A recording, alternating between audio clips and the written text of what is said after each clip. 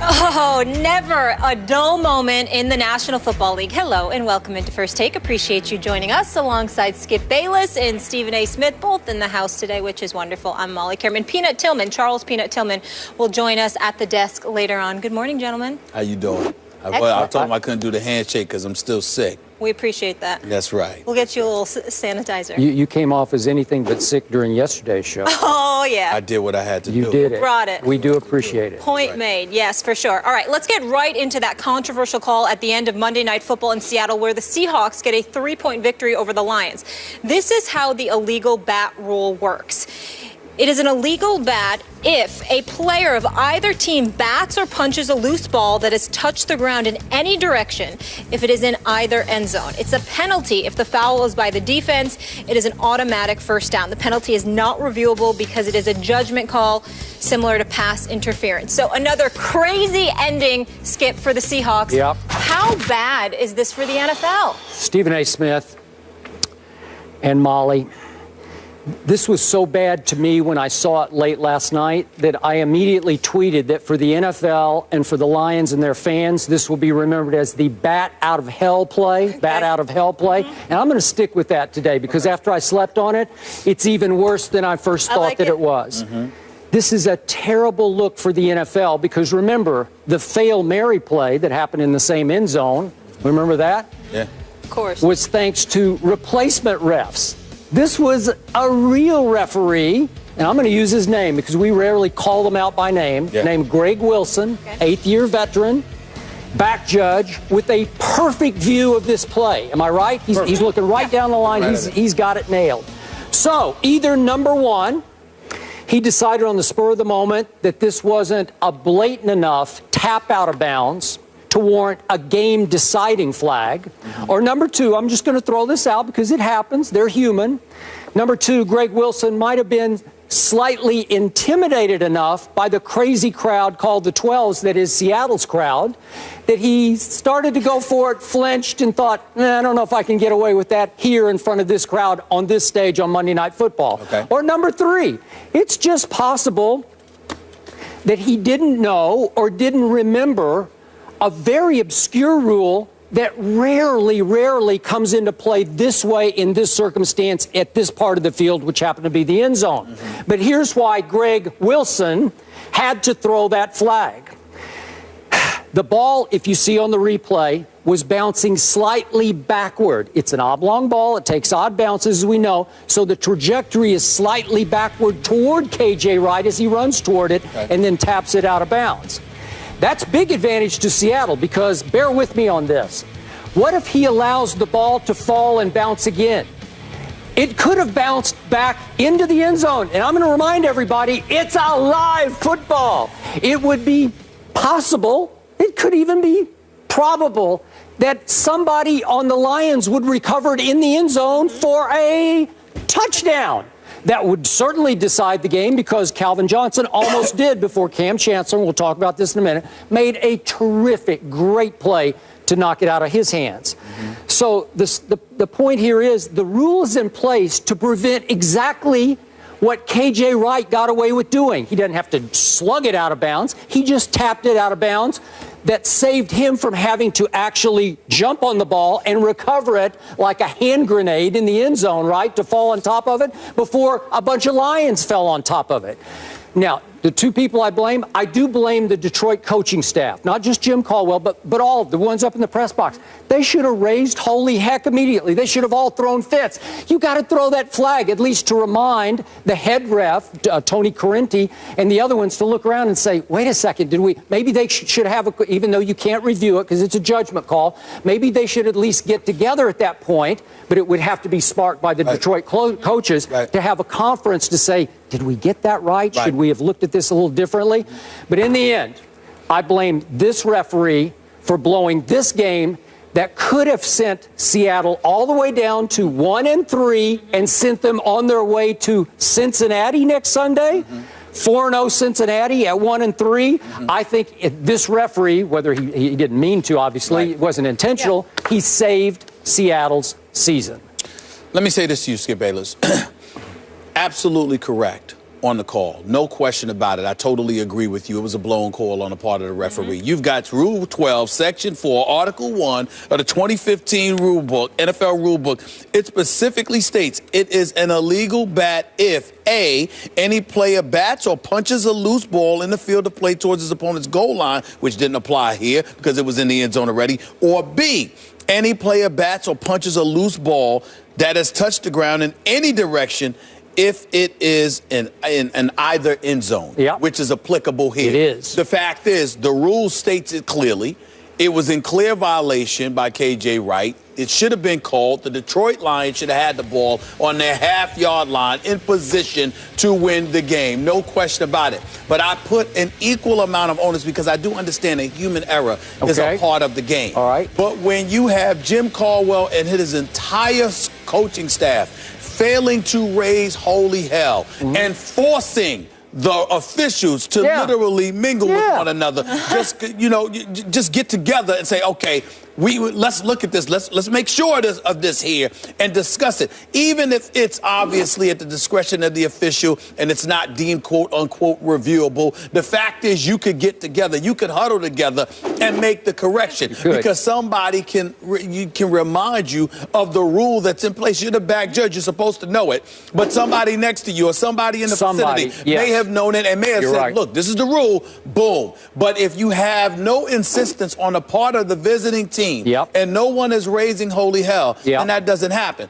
Jim Caldwell, listen, despite the fact that Detroit is 0-4, they played hard most of this season. They've been highly competitive most of this season, okay? So obviously, with Ndamukong Suh being gone, the mystique of the team, and you clearly have lost something there. They are fighting. They are competing, and I give them a lot of credit. But this is one of those instances where, dare I say, the personality of Jim Caldwell actually worked against him. It could. You know how they say Joe Cool? Well, he's Jim Cool. And being Jim Cool. And not being somebody who raises holy hell. Maybe that played a role in the officials feeling it relatively easy to shove him aside and say, this is our call, and that is it. And, from a basketball perspective, Skip, I remember years ago when Michael Jordan had retired, and Scottie Pippen and them came to Madison Square Garden, and the infamous Hugh Hollins, bogus call in favor of Hubert Davis. And Phil, it's hard to imagine he's got bad hips and, he can't even be on the side. Because that day, he jumped up and down and was spinning around and going crazy. Like, I can't believe how awful this call is. Guess what? To this very day, Skip, I am of the belief, as awful as that call was, if Phil Jackson didn't jump around hooting and hollering over how bogus that call was, I don't think we would remember it nearly as much as we do to this very day. It was because of his reaction. And I bring that up to juxtapose it to Jim Caldwell, and you're looking for fire and brimstone. This is a game on the line here. How the hell do you make this call? No, raise holy hell. And he didn't do it. But in the end, here's what it comes down to more importantly. The officials, the coaches for Detroit, obviously all played a role, but the person who played the biggest role is a guy we once knew as Megatron. Because you can't lose that ball. Well, that's a whole other issue. Yeah, but that's true. You can't lose that ball in that particular situation. And it's the combination of all three things that lead us to this. Okay, quick thought on that since you raised the issue. Do you blame Calvin or do you credit Cam for that play? I credit Cam. I credit Cam more than I blame Calvin. But I guess the reason why I'm blaming Calvin to some degree, Skip, is because it was a relatively pedestrian performance by him. And as far as I'm concerned, an anemic performance by that offense. Skip, they didn't do anything. The defense set up every point they had for them last night. Well, scored one touchdown, and the field goal, you guys, the defense put you in position for that. Their offense did nothing last night. And the one time they did do something, about to finish off a 90-yard drive, that play happens. So, that was the only thing they did effective all night. And that was my problem. Okay, I do not blame Megatron at all for that play because he's trying to make a hero play. He sees the goal line. He's got the ball in his left hand. He didn't extend it? But he's starting to. He's starting to extend to get the ball to the goal line. And he gets blindsided. He didn't see Cam come from his back blind side to knock the ball out. But Skip, you got time. You got time. Okay, it's not like this is the last play of the game. It's a minute 51 left. You got time. And if you protect the ball, especially against Seattle, they're piranhas. They are piranhas. Yeah. They go after it. They didn't have one sack last night. Not one sack, Skip, and their defense was still hellacious. This is who they are. Yeah. They're piranhas. They're all over you. You have to protect that football. Okay, back to the Jim Caldwell issue. Should he have known? It sounded to me like in Pete Carroll's post-game press conference, he did not know the rule. It's possible because this is obscure. I've been watching this game for a long time, covering it for a long time. I can't ever remember this rule coming into play like that. So it's also possible that Jim Caldwell just wasn't aware of the rule. That's fine. Yes. That's fine. It's also forgivable, but let's be clear. Skip Bayless is a journalist and a pundit and a commentator. And this is Jim Caldwell is the head coach. That's your job. No, I know. Now, I mean, don't get me wrong. I understand it. It's forgivable because it's an obscure play. You don't see that very often. Okay. Nevertheless, the great ones know. Okay. The great ones would know. All right. Just to differentiate for our viewers. And I'm not saying I don't know, because I don't know if Jim Caldwell doesn't know or not. Okay, no, I don't either. But the only time I ever see this kind of rule come into play is usually when a punter muffs the snap near the goal line and it goes back in the end zone. Right. And you see the punter run after the ball. He doesn't bat it. He just kicks it out of bounds for a safety. Yep. Right? Yes. Go ahead. But here's the flip side. That is even more of a reason why you should know the rule. Because if it's applicable to a punter, for example, or a kicker, then in some way, shape, form, or fashion, it may be applicable to Okay, but here's the nuance. You got to know that. Okay, it's the punter's ball. He's in possession of the ball. It's your ball on offense, and you're going to punt it, and it's still in his possession, and he kicks it out the back end of the end zone, and it's a 2-point safety. Now, again, Jerry Austin was asked after the game, our ex-ref analyst on ESPN, okay, why doesn't a safety also carry the 5-yard penalty? Because it should be a penalty plus a safety. And I think if I understood Jerry right, that it's already penalty enough. You're going to lose 2 points, and you're going to have to punt the ball as a kickoff back to the other team. Okay, remember, in this case, it was different because it's nobody's ball. It's a loose football. It's actually Detroit's ball, and you're knocking it. It's still in Detroit's possession, and then the defense knocks it out of bounds. Right. So that's a different spin on the... Yeah, it's slightly different, but remember, you said it's a live ball. So if it's a live ball, then it's anybody's. Okay. It's anybody's. The last in the possession of Detroit. So the defense doesn't want anybody to recover it, so you just knock it out of bounds so that you end the play with a touchback, which would go out to the 20-yard line, which it did, as opposed to having to fall on the ball and control the ball in the end zone, which the rule forces you to do. You can't just knock it or kick it or whatever you want to do to get it out of bounds. You have to possess the ball in the end zone for you to take it back out to the 20. And this is too easy. And I know he didn't, punch the ball out of bounds. He just patty-caked the ball out of bounds, and maybe that fooled the referee boy, that wasn't too blatant or egregious. It was blatant. Okay, but it is blatant. It is. You saved yourself having to recover the football. Yeah. Okay. Bottom line, it was a bad call, and Seattle got lucky. It was a bad lucky. Right. Seattle got lucky, but Cam Chancellor, that wasn't a lucky play. No, we're going to get into that right now. So the Seahawks are now 2-2, and as Stephen A. just mentioned, Seattle is not allowed a touchdown in their last 18 regular season quarters with Cam Chancellor on the field. Stephen A., going into the season, you had Seattle as your Super Bowl pick. Now, through 4 games, has your opinion changed at all seeing this team? Well, it hasn't changed, but I'm not as resolute in that opinion as I was at the beginning of this season. And the reason why is because of their offense. I picked this team to win the Super Bowl championship for 2 reasons. That elite defense, the Legion of Boom, and all its supplementary parts, the defensive line and so on and so forth. Also, their motivation, because no matter how motivated the New England Patriots are due to Deflategate and the whole fiasco that entailed, the bottom line is they stand here today as the reigning defending Super Bowl champions. And the Seattle Seahawks sit here today as a team who believes it was theirs, and their head coach gave it away by not giving the ball a beast mode a half yard away from the goal line. It is that simple. So I believe the combination of how elite their defense is, Skip, and how motivated they are to resurrect themselves and to make amends for what transpired, basically taking back what they believe belongs to them.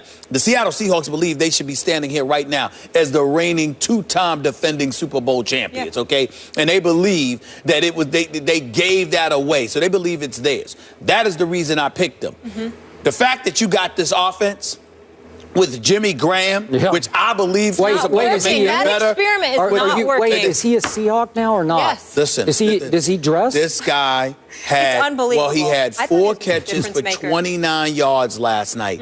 I'm just saying that it's so anemic, it's so pedestrian, it's so blah, blah. I can't believe it. Now, in defense, Detroit was all over Russell Wilson. I mean, he was running for his life most of the game.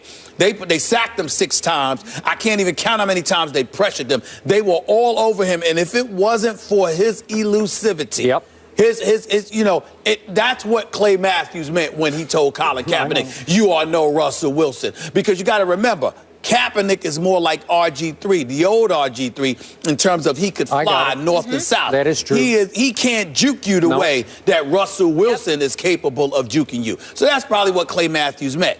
And it definitely highlighted itself because they were all over Russell Wilson last night, okay? And he could barely breathe. But I'm still looking at them. And again, no Marshawn Beast Mode, he didn't play last night, so we understand that. I'm just looking at this offense, and I'm like, my God, what has happened to y'all? They can't win the Super Bowl with their offense doing as little as they did last night. Granted, Beast Mode didn't play, but they cannot do as much as they did last night and win the Super Bowl. They're still my pick, but their offense has got to play better because this defense is a Super Bowl caliber defense. No question. And their motivation is Super Bowl caliber motivation. But their offense has to join the party, and that's not happening yet. I'm with you. I don't want to go in too hard on that offense because there was no Marshawn. That's right. But in a showcase Monday Night Football game, you scored 13 at home, and you allowed Matt Stafford, who hadn't been able to do squat against your defense, to drive almost 91 yards with, 6:23 remaining. That's right. That's a long drive, and you gave up a big play to Golden Tate and one to the expatriate Tim Wright right down the seam, and Cam said, they fooled me with that one. I didn't see that one coming on tape. Okay, but you get it down to within striking distance, and from the 11-yard line, you hit Calvin Johnson, and it looked like, for all the world, he was about to score, and you were about to be in big trouble, even though there was time. There had been 1:45 left for Russell Wilson. Now, is that on the defense? A little bit. I saw a little crack in the foundation there that you gave that up at home in front of that crowd. Right. But back to Russell Wilson. The whole offense revolves around a little guy, and I don't usually say little guy, but he's a little guy by NFL standards. He's, what is he, about 5'11", 5'10 and a half? Quarterback standards, for sure. One of the shortest. And Stephen A., to your point, his quickness and his downfield speed is staggering to me. He looks quicker than ever. Last night he did, because he had that one great escape in the first half. No one can do what he's been doing on escape plays and then able to throw on the running the wrong way. He's running to his left and throws a big completion. But it's a high wire act. And he fumbled twice that hurt them badly. They lost the turnover battle 3-1 and still won the game at home. That's pretty great. And yet, Russell Wilson, if you force him to stand there in that pocket at his diminutive size, he can't see it, and he's not consistently accurate from the pocket. To my eye, he is below average as a pure pocket passer. But if he gets outside, he is absolutely lethal as I've ever seen of anybody outside. He's what Johnny Manziel hopes he can one day become, because he's doing better than, he's Russell football. That's who he is, because he's making plays. And at one point, Gruden said last night, boy, he better not keep doing this, because at some point it's going to catch up with him, but he keeps pulling it off, and I got to give it to him. It's interesting. He does keep pulling it off. You know what? As I watched Russell Wilson last night, you know what I said to myself? A 3-4 defense is the best way to go against him. Let me explain why. it's almost best that you don't have a pass rush. You don't need that you just keep him in the pocket. Just don't let him out. Just don't let him out of the pocket. That's all. That's it. Because the more people you send, if he somehow is able to escape, because you're trying to put forth a vicious pass rush, he's gonna eat you up. Because he has that elusivity factor working in his favor. And again, once he gets out of the pocket, he's lethal. But even if he has time, if you make him stand in the pocket and there are bodies in front of him to impede his vision, it obviously affects him like it would affect anybody else who's relatively short inside that pocket. To me, that's the best way to neutralize him. And then this is why Jimmy Graham and Lockett, it doesn't make much sense right now. They're both huge targets. So when all else fails, particularly with a quarterback like Russell Wilson, because of his diminutive style, size, you can throw it up sometimes. And just throw it in the vicinity. And they should be able to go and get it for you. The fact that none of that is happening is incredibly alarming to me. This offense has become a huge question mark. I can't believe it's going to stay this way because you got enough weapons in Lockett and Graham with beast mode. The offensive line played even yesterday. They can play better, and I believe they will play better. And Russell Wilson obviously can be evasive, but they're going to have to do that to capture a Super Bowl championship. They're going to have to do that to beat Green Bay. They're going to have to do that to beat Arizona. Right now, they're asking a whole lot of little Russell Wilson to make a couple plays a game that's going to win the game 13-10. So, Stephen A., you have him going to the Super Bowl, not as strong on it. Skip, you say not so much. Well, you know who I picked. Oh, yeah. Dallas Cowboys. Oh, yeah. I'm hanging in, but it's going to be a long road. Some things happen with that team. All right, that's a whole other story, though. So there are now 6 undefeated teams left in the NFL. How would you list the Patriots, Falcons, Panthers, Bengals, and Packers from best to worst? Send us your rankings on Twitter using the hashtag #RankTheUnbeatens. Meanwhile, Stephen A. had some strong words on Texas's Charlie Strong's future on Mike and Mike and on his radio show. We'll discuss the next move for the Longhorns. That's after the break.